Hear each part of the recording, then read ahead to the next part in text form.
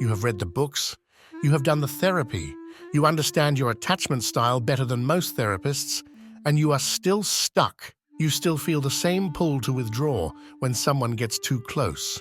You still catch yourself building walls you swore you would not build. You still wake up next to someone and feel completely alone. Understanding did not save you. Because here is what no one tells deep intuitives, INFJs, INTJs, INFPs, and INTPs about attachment healing. Your self-awareness has become your most sophisticated defense. You are using understanding to keep yourself safe from the thing that actually heals. This video is not more explanation. It is not another map of what is wrong with you. This is the actual process drawn from real attachment research and depth psychology for building the security you were never given. Specifically, you will see 3 traps that keep deep intuitives locked in insecure attachment, even when they understand it perfectly, and 3 movements that actually take you from insight to earned security. Stay with me, because what I am about to share will challenge something you believe about yourself. Let me start with what we are actually aiming for, because the term gets thrown around loosely, and I want to be precise. In the 1980s, a researcher named Mary Main discovered something that changed attachment theory. She found that some adults who had difficult, even traumatic childhoods had somehow developed genuine security later in life. Not the security that comes from having attuned, responsive caregivers as a child, but something they had built for themselves. She called it earned security, and her research showed it was just as robust, just as stable, as the security others received naturally. But here is the part that matters for you. Earned security was not measured by how much someone understood about their past. It was measured by how they talked about it. The people who had earned security could tell the story of their childhood, including the painful parts, without doing 2 things. They did not detach from it, and they were not overwhelmed by it. They could hold the full weight of their experience and remain present inside it. That sounds simple, but for deep intuitives, it reveals a painful paradox. Because you can talk about your wounds brilliantly, you can analyze them, contextualize them, trace them back to their origins. You might even do it with genuine emotion. But there is a difference between a beautiful narrative and a coherent one. A beautiful narrative is organized around insight. A coherent one is organized around presence. And most deep intuitives have built exquisitely beautiful narratives that keep them at a safe, intellectual distance from the wound they are describing. That distance feels like healing. It is not. So if insight is not the path, what is? To answer that, we need to understand what specifically blocks deep intuitives from the real process, and it is not what you think. Deep intuitives share something that makes earned security both more necessary and more difficult. A rich, complex inner world that can substitute for the outer one. That inner world saved you. When the people around you could not mirror your depth, when your perceptions were too much, too strange, too different, you went inward. You built a world that could hold what the external world could not. That was intelligent. That was survival. And it created 3 specific traps that now block your path to earned security. The first trap is over-mentalization. In attachment research, mentalization means the ability to understand your own mental states and those of others, to sense what someone is feeling, to read what is beneath the surface of a conversation. It is considered essential for secure relationships, but there is such a thing as too much of it.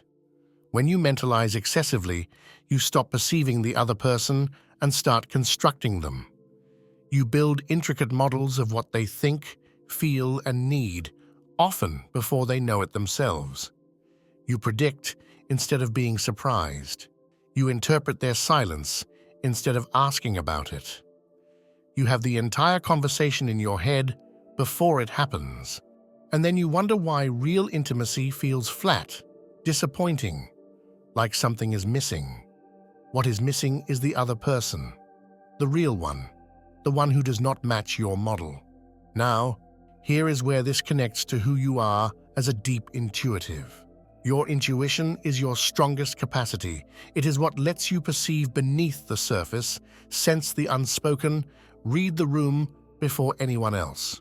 In most contexts, work, creative thinking, understanding the world, this is your greatest gift. But in intimate relationships, your intuition is the engine of over-mentalization. It is the function that runs ahead, builds the model, maps the other person before they have a chance to reveal themselves. Not because you are controlling, but because this is what intuition does. It reaches ahead. It sees the pattern before the pattern has fully arrived. And Jung understood that every psychological strength, when overused, becomes its own shadow. In relationships, the shadow of your intuition is this: it replaces contact with prediction. It gives you the feeling of closeness. You understand them so deeply while actually keeping the real person at a distance. Integrating this does not mean suppressing your intuition. It means recognizing when it is serving the relationship and when it is quietly managing it. That pause between perceiving and concluding is where real intimacy begins. The second trap is self-soothing through withdrawal. One of the core discoveries of attachment research is that security is built through co-regulation, through learning that another person's presence can calm your nervous system. Not in theory. Physically, your heart rate slows, your breathing deepens, your body learns through repeated experience that closeness is safe. But deep intuitives learn something different. You learn to regulate yourself by going inward, into imagination, analysis, meaning-making, the rich inner world that never let you down the way people did. And it works. That is the problem. It works so well that you never develop the capacity to be soothed by another person. When you are in distress, you do not reach out. You go in. You process alone. You emerge when you have figured it out. And you tell yourself this is self-reliance, independence, strength. But what it actually means is that no one ever gets to reach you when you are in pain. And that is the very experience earned security requires. The third trap is the rupture collapse. Every relationship involves rupture, misattunements, conflicts, moments where you feel unseen or misunderstood. That is normal, that is universal. What builds security is not avoiding these moments, it is surviving them and coming back. The research is clear on this. It is the repair after the rupture that builds trust, not the absence of conflict. But for deep intuitives, rupture carries a specific charge. It does not just feel like conflict, it feels like confirmation. When someone misunderstands you, when a conversation goes wrong, when you feel unseen, it triggers the original wound. The one that says, I am too much, I am too strange, my depths are more than this world can hold. And when that wound activates, you do one of two things. You either collapse inward, flooding with shame, withdrawing into silence, abandoning the connection before it can abandon you, or you over-explain, building an elaborate verbal structure to make the other person understand, which only pushes them further away. Either way, the repair never happens. You leave the rupture before it has a chance to resolve, and without repair, security cannot be built. These three traps, over-mentalization, self-soothing through withdrawal, and collapsing in rupture, are not personality flaws. They are the predictable consequences of having a deep inner world in an environment that could not hold it. But they are also the exact things that must change for earned security to become possible. The question is how, and I want to be honest, what comes next is not a formula. It is not 3 easy steps. I think of them as movements because they overlap, they reinforce each other, and you will cycle through them for a long time. But each one addresses a specific dimension of earned security that deep intuitives tend to bypass. Before we go into these, if this is already shifting how you understand your attachment patterns, take a moment to like this video. It is how other deep intuitives find their way here. And what comes next is the most important part. The first movement is building an embodied story. Let me come back to something I said about earned security, that it is not measured by how much you understand, but by how you hold your story. Here is what that means in practice. Right now, you probably have a well-crafted story about your childhood. You know what happened, you know how it affected you. You might even know which attachment style it produced. But watch what happens when you tell that story. Notice where you go. If you are like most deep intuitives, you go up, into your head. The story becomes analysis. You explain your parents, you contextualize their failures, you trace the pattern with impressive precision. And while you are narrating, you are not feeling. Or you are feeling just enough to make the story convincing, but not enough to be changed by it. This is the difference between a beautiful narrative and a coherent one. A beautiful narrative is told from above the wound. A coherent one is told from inside it, with both feet on the ground. So what keeps you floating above it? As deep intuitives, your strongest capacities, intuition and either thinking or feeling, are meaning-making capacities. They are brilliant at explaining experience. But your weaker capacity, sensing, the one that connects you to your body, to physical sensation, to what is actually happening right now, tends to go offline when things get emotionally charged. And that matters, because here is something most deep intuitives do not realize. Your nervous system does not update through meaning. It updates through experience. You can understand intellectually that you are safe now. Your mind has done that work. But if your body is still braced for the original threat, still holding the tension of a child who learned that closeness is dangerous, then all that understanding changes nothing. The mind moved on. The body did not. So what does this movement actually ask of you? It asks you to tell your story with your body in the room. When you talk about your childhood, to notice what happens in your chest, your stomach, your jaw, not as something to interpret, as something to feel. It asks you to catch the moment when you float up into analysis and gently come back down. Not because analysis is wrong, but because it is incomplete. The insight needs ground beneath it. And perhaps most difficult, it asks you to sit with a memory and let it affect you physically, without rushing to explain what it means. To let the body have its own response before the mind organizes it. This will feel vulnerable in a way that intellectual insight never does. That is how you know it is working. Because earned security is not built in the mind. It is built in the body that the mind learned to leave behind. The second movement is letting someone else reach you. This is the hardest movement for deep intuitives, and I want to be direct about why. You have built an entire system for processing your experience alone. Your inner world is vast, rich, and, most importantly, under your control. When you go inward, you are safe. No one can misattune to you there. No one can fail you. No one can confirm the wound. The cost is that no one can reach you either. Earned security requires something that will feel counterintuitive. You have to let another person affect your nervous system, not just your thinking, not just your emotions, your body. This is what co-regulation means in practice. It means that another person's calm presence can settle something in you that you cannot settle alone.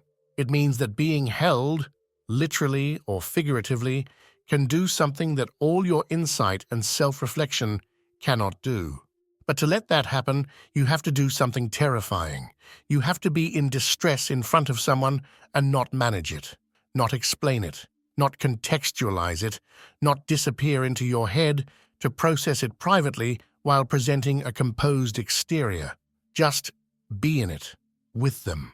For deep intuitives, this feels like exposure, because it is. You are letting someone see you without the filter of your depth, your insight, your carefully constructed understanding.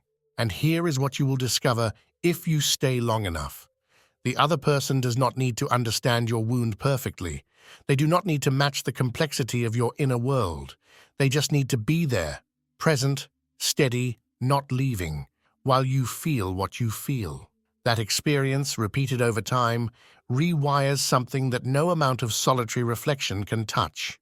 Your nervous system begins to learn, through direct experience, that closeness is not dangerous, that you can be seen in your unprocessed state and not be abandoned. This does not mean becoming dependent. It does not mean losing your inner world. It means adding a capacity you never developed, the capacity to be reached. What this looks like practically, it means the next time you're struggling, instead of disappearing to process alone, you stay in the room. You might say something as simple as, "I am not okay right now, and I do not know how to explain it yet." And then you tolerate the discomfort of being witnessed before you have made sense of things. That single act, being present in your pain without narrating it, is more transformative than 1,000 hours of self-analysis. The third movement is staying through the break. The last movement is about rupture and repair, and it is where everything comes together. I said earlier that deep intuitives tend to exit rupture before repair can happen. The wound activates, "I am too much, I am too strange," and you leave, either literally or by retreating so far inward that you are gone while still physically present. The work here is simple to describe and extraordinarily difficult to do. You stay, not because staying feels safe. It will not. Not because you have resolved the conflict. You have not. You stay because staying is the mechanism through which security is built. Think of it this way. Every time you have a conflict with someone you love, you are standing at a fork. One path leads inward, to the safety of your inner world, to processing alone, to the familiar conclusion that you are too much for this person. That path is well worn. You could walk it with your eyes closed. The other path requires you to remain in the discomfort without resolving it, to stay present while you feel misunderstood, to let the other person see your hurt without turning it into a lecture about attachment theory. And then, this is the crucial part, to let the repair happen, to experience the moment where the other person comes toward you after the break, to let that landing reach you, not just intellectually, but in your body. Because every completed rupture repair cycle teaches your nervous system something new, that disconnection is not permanent, that being misunderstood is not the end, that the bond survives the break. For deep intuitives, this is profoundly healing, because your deepest fear is not conflict itself. Your deepest fear is that if someone truly sees how different you are, they will not come back. Repair is the lived, embodied experience that they do come back, and no amount of understanding can substitute for that experience. What this looks like practically, the next time a conversation goes wrong with someone you care about, notice the pull to withdraw. Name it to yourself. There it is, the exit. And then choose to stay 10 seconds longer than feels comfortable. You do not have to stay perfectly. You do not have to be articulate or composed. You just have to be there. Those 10 seconds are where earned security lives. I want to hear from you. Which of these three movements feels most challenging? Building an embodied story, letting someone in during distress, or staying through the rupture? Drop it in the comments. I read everyone, and your responses shape what I explore next.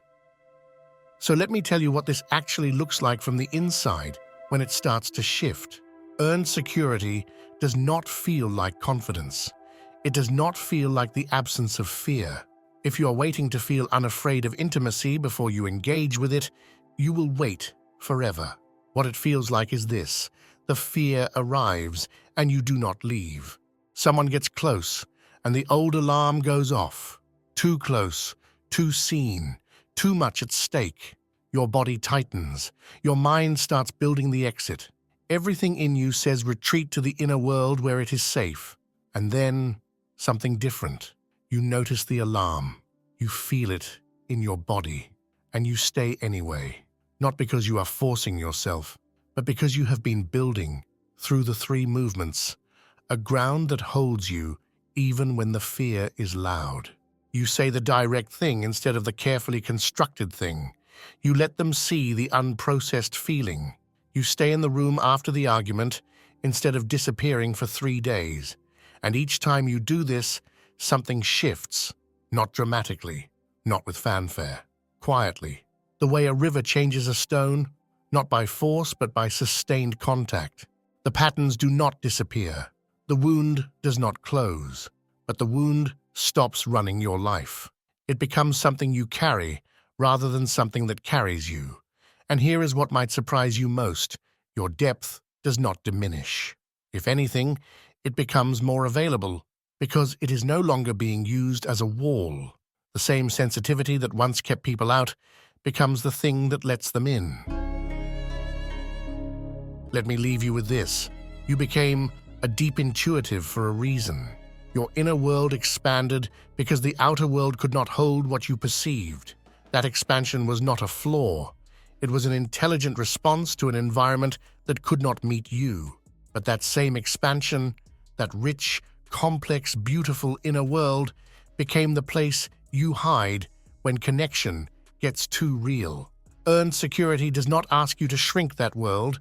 It does not ask you to become simpler, less deep, more normal. It asks you to stop using your depth as a fortress. It asks you to bring your body back into the story your mind has been telling alone, to let another person reach you before you have made sense of everything, to stay in the room when every instinct says to disappear into yourself. This is not easy work. It is, in many ways, the hardest thing you will do, because it requires you to be exactly what you most fear being: present, undefended, and not yet understood. But it is the most real thing you will ever do, because the security you build consciously through choosing presence over protection again and again, that security is not fragile.